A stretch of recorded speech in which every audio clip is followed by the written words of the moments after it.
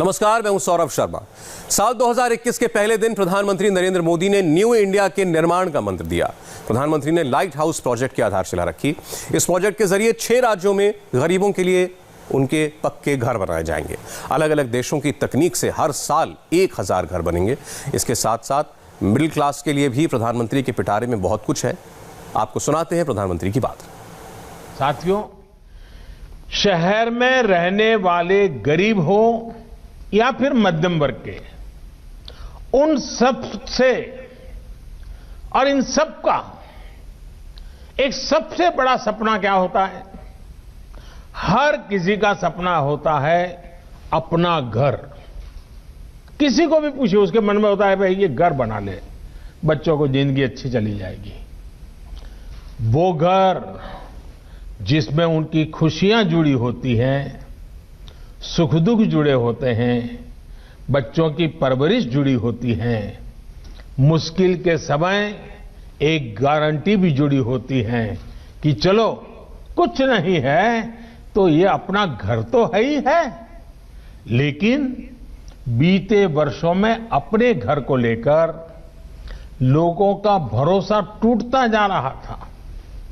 जीवन भर की पूंजी लगाकर घर खरीद तो लिया, पैसे तो जमा कर दिए, लेकिन घर कागज पर ही रहता था।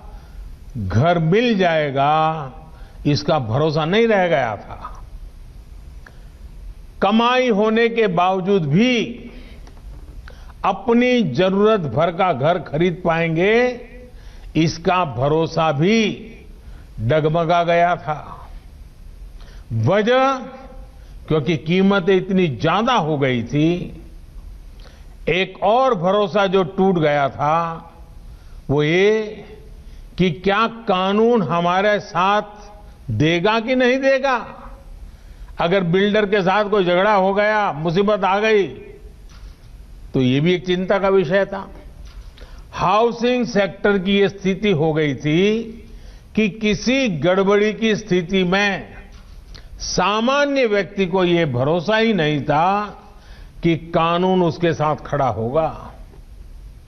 और साथियों, इन सब से वो किसी तरह निपटकर आगे बढ़ना भी चाहता था। तो बैंक की ऊंची ब्याज, कर्ज मिलने में होने वाली मुश्किलें उसके और इन सपनों को फिर एक बार नीचे पस्त कर देती थी। आज मुझे संतोष है कि बीते 6 वर्षों में देश में जो कदम उठाए गए हैं, उसने एक सामान्य मानवी का, खास करके मेहनतकश मध्यम वर्गीय परिवार का ये भरोसा लौटाया है कि उसका भी अपना घर हो सकता है, अपना मालिकी का घर हो सकता है। अब देश का फोकस है गरीब और मध्यम वर्ग की जरूरतों पर। अब देश ने प्राथमिकता दी है शहर में रहने वाले लोगों की संवेदनाओं को, उनकी भावनाओं को। प्रधानमंत्री आवास योजना के तहत शहरों में बहुत ही कम समय में लाखों घर बनाकर दिए जा चुके हैं। लाखों घरों के निर्माण का काम जारी भी है।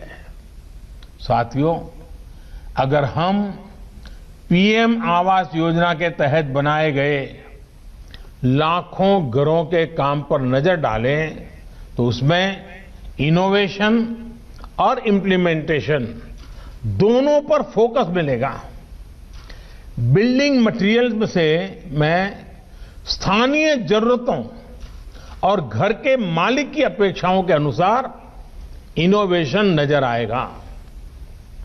घर के साथ साथ दूसरी योजनाओं को भी एक पैकेज के रूप में इससे जोड़ा गया है। इससे जो गरीब को घर मिल रहा है उसमें पानी, बिजली, गैस, ऐसी जो उसकी आवश्यक सुविधाएं हैं, ऐसी अनेक सुविधाएं सुनिश्चित की जा रही हैं। इतना ही नहीं, पारदर्शिता सुनिश्चित करने के लिए हर घर की जियो टैगिंग की जा रही है। जियो टैगिंग के कारण हर चीज का पता चलता है। इसमें भी टेक्नोलॉजी का पूरा इस्तेमाल किया जा रहा है। घर निर्माण के हर स्टेज की तस्वीर वेबसाइट पर अपलोड करनी पड़ती है। घर बनाने के लिए जो सरकारी मदद है वो सीधे लाभार्थी के बैंक खाते में भेजी जाती है। और मैं राज्यों का भी आभार व्यक्त करूंगा, क्योंकि इसमें वो भी बहुत सक्रियता से साथ चल रहे हैं। आज कई राज्यों को इसके लिए सम्मानित करने का भी मुझे सौभाग्य मिला है। मैं इन राज्यों को जो विजयी हुए हैं, जो आगे बढ़ने के लिए मैदान में आए हैं, उन सभी राज्यों को विशेष रूप से बधाई देता हूं। साथियों, सरकार के प्रयासों का बहुत बड़ा लाभ शहरों में रहने वाले मध्यम वर्ग को हो रहा है। मध्यम वर्ग को अपने पहले घर के लिए एक तय राशि के होम लोन पर ब्याज में छूट दी जा रही है। अभी कोरोना संकट के दौरान भी सरकार ने होम लोन पर ब्याज में छूट की विशेष योजना शुरू की। मध्यम वर्ग के साथियों के जो घर बरसों से अधूरे पड़े थे, उनके लिए 25,000 करोड़ रुपए का विशेष फंड भी बनाया गया है। साथियों, इन सारे फैसलों के साथ ही लोगों के पास अब रेरा जैसा कानून की शक्ति भी है।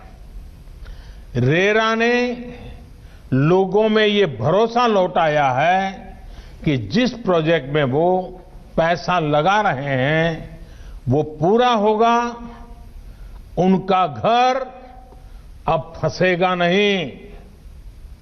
आज देश में लगभग 60,000 रियल एस्टेट प्रोजेक्ट्स रेरा के तहत रजिस्टर्ड है। इस कानून के तहत हजारों शिकायतों का निपटारा किया जा चुका है। यानी हजारों परिवारों को उनका घर मिलने में मदद मिली है। साथियों, हाउसिंग फॉर ऑल यानी सबके लिए घर, इस लक्ष्य की प्राप्ति के लिए जो चौतरफा काम किया जा रहा है वो करोड़ों गरीबों और मध्यम वर्ग परिवारों के जीवन में बड़े परिवर्तन ला रहा है। ये घर गरीबों के आत्मविश्वास को बढ़ा रहे हैं। ये घर देश के युवाओं के सामर्थ्य को बढ़ा रहे हैं। इन घरों की चाबी से कई द्वार एक साथ खुल रहे हैं। जब किसी को घर की चाबी मिलती है ना, तब वो दरवाजा या चार दीवार इतना तक नहीं होता है।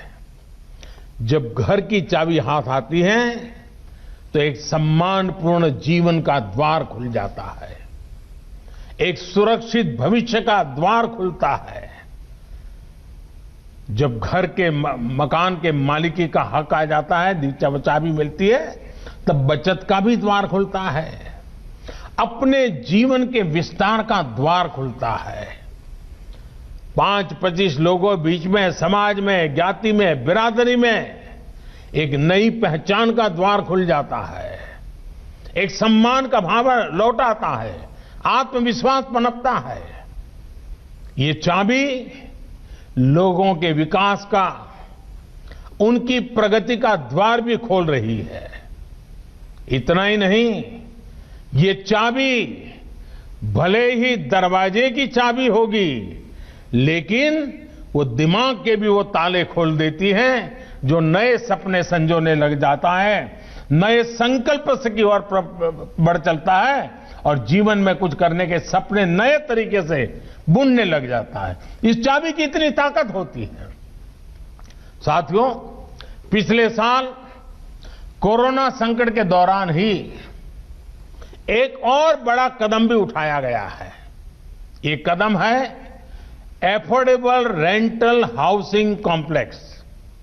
ये योजना, इस योजना का लक्ष्य हमारे वो श्रमिक साथी हैं जो एक राज्य से दूसरे राज्य में या फिर गांव से शहर आते हैं।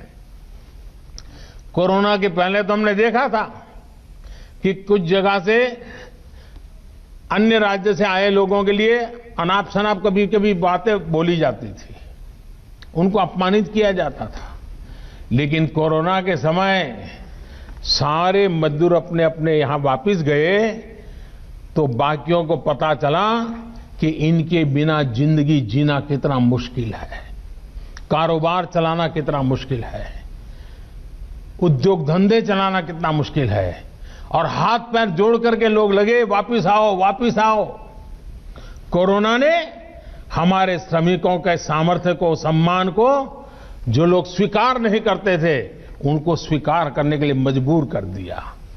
हमने देखा है कि शहरों में हमारे श्रमिक बंधुओं को उचित किराए पर मकान उपलब्ध नहीं हो पाते। इसके कारण छोटे छोटे कमरे में बड़ी संख्या में श्रमिकों को रहना पड़ता है।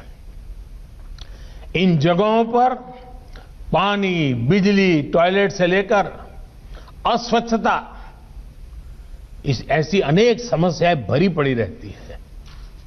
राष्ट्र की सेवा में अपना श्रम लगाने वाले ये सभी साथी गरिमा के साथ जीवन जिए, ये भी हम सभी देशवासियों का दायित्व है। इसी सोच के साथ सरकार उद्योगों के साथ और दूसरे निवेशकों के साथ मिलकर उचित किराए वाले घरों का निर्माण करने पर बल दे रही है। कोशिश ये भी है कि आवास उसी इलाके में हो जहां वो काम करते हैं। साथियों, रियल एस्टेट सेक्टर को प्रोत्साहित करने के लिए भी निरंतर निर्णय लिए जा रहे हैं। खरीदारों में उत्साह बढ़ाने के लिए घरों पर लगने वाले टैक्स को भी बहुत कम किया जा रहा है। सस्ते घरों पर जो टैक्स पहले 8% लगा करता था, वो अब सिर्फ 1% है। वहीं सामान्य घरों पर लगने वाले 12% टैक्स की जगह अब सिर्फ 5% जीएसटी लिया जा रहा है। सरकार ने इस सेक्टर को इंफ्रास्ट्रक्चर की भी मान्यता दी है ताकि उन्हें सस्ती दरों पर कर्ज मिल सके। साथियों, बीते सालों में जो रिफॉर्म्स किए गए हैं उसमें कंस्ट्रक्शन परमिट को लेकर 3 साल में ही हमारी रैंकिंग 185 से सीधी 27 पर आ पहुंची है। कंस्ट्रक्शन से जुड़ी परमिशन के लिए ऑनलाइन व्यवस्था का विस्तार भी 2000 से ज्यादा शहरों में हो चुका है। अब इस नए साल में इसको देश भर के सभी शहरों में लागू करने के लिए हम सभी को मिलकर काम करना है। साथियों, इंफ्रास्ट्रक्चर और कंस्ट्रक्शन पर होने वाला निवेश और विशेषकर हाउसिंग सेक्टर पर किया जा रहा खर्च अर्थव्यवस्था में फोर्स मल्टीप्लायर का काम करता है। इतनी बड़ी मात्रा में स्टील का लगना, सीमेंट का लगना, कंस्ट्रक्शन मटेरियल का लगना पूरे सेक्टर को गति देता है। इससे डिमांड तो बढ़ती ही है, रोजगार के भी नए अवसर बनते हैं। देश का रियल एस्टेट सेक्टर निरंतर मजबूत हो, इसके लिए सरकार की कोशिश लगातार जारी है। मुझे विश्वास है कि हाउसिंग फॉर ऑल का सपना जरूर पूरा होगा। गांवों में भी इन वर्षों में 2 करोड़ घर बनाए जा चुके हैं।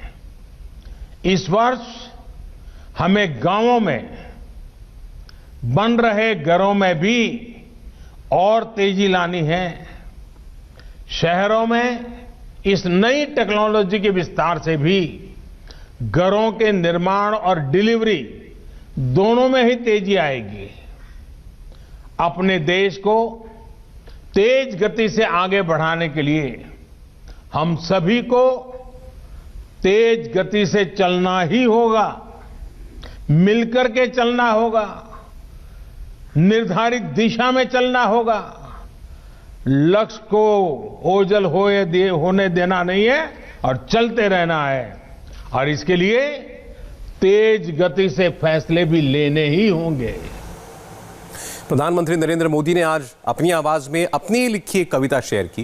ये कविता सुनिए, हर भारतीय के मन में नए साल को लेकर एक आशा जरूर जगेगी। आसमां में सर उठाकर घने बादलों को चीरकर रोशनी का संकल्प ले, अभी तो सूरज उगा है। दृढ़ निश्चय के साथ चलकर, दृढ़ निश्चय के साथ चलकर हर मुश्किल को पार कर घोर अंधेरे को मिटाने, घोर अंधेरे को मिटाने अभी तो सूरज उगा है। विश्वास की लौ जलाकर, विश्वास की लौ जलाकर विकास का दीपक लेकर सपनों को साकार करने अभी तो सूरज उगा है। न अपना न पराया, न अपना न पराया, न मेरा न तेरा, सबका तेज बनकर, सबका तेज बनकर अभी तो सूरज उगा है। आग को समेटते, प्रकाश को बिखेरता, चलता और चलाता, चलता और चलाता अभी तो सूरज उगा है। अभी तो सूरज उगा है। अभी तो सूरज उगा है।